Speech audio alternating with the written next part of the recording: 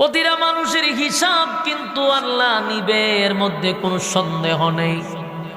আল্লাহ নিজেই বিচারক হবে, আর বিচার মালিক নিজেই করবে। তাই বেইনসাফের কোনো বিচার করবে না, ইনসাফের বিচার করবে। তাই আমাদেরকে দুনিয়ার জমিনে থাকা অবস্থায় আমাদের সোজা হয়ে যাওয়া দরকার। যদি সোজা হয়ে যাই, মরার পরে আর সোজা হওয়া লাগবে না। কিন্তু উল্টাটা করি, মরার আগে সোজা না হইয়া মরার পরে সোজা হই।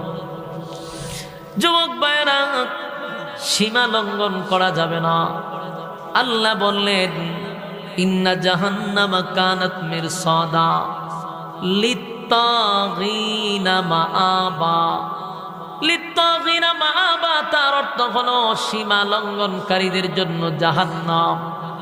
যারা এই দুনিয়াতে সীমা লঙ্ঘন করছে, আমি আল্লাহ তাদের জন্য জাহান্নাম রাখছি।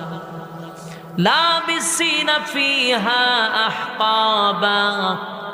আল্লাহ বলেন, এই সীমা লঙ্ঘনকারীরা যুগের পর যুগ সেখানে অবস্থান করবে। যুগের পর যুগ। দুনিয়ার জেলখানায় তো ভাই কোনো না কোনো সময় বাইর হওয়া যায়, কিন্তু আল্লাহ যে জেলখানার ভিতরে ঢুকাবে সেখানে বাহির হওয়ার কোনো সুযোগ নেই। লাবিসিনা ফিহা আহকাবা। যুগের পর যুগ সেখানে অবস্থান করতে হবে। তাই আমাদেরকে এখন থেকে প্রিপারেশন নিতে হবে, কারণ আমরা কিন্তু একটা গাড়িতেই আছি। এই গাড়ির স্টেশন কোথায় গিয়া থামে আমাদের জানা নাই। যেদিন গাড়ি কোনো স্টেশনে গিয়া থেমে যাবে, সেদিন এই গাড়ি আর কোনোদিন সামনে আগাবে না।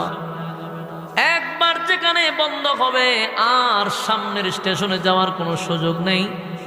মানুষের দেহটা একটা গাড়ির মতো চলছে তো চলছে। যেদিন মালাকুল মউত আজরাইল আসবে, সেদিন সেই দেহ বন্ধ করে দিবে, আর কোনো দিন দেহ চলবে না।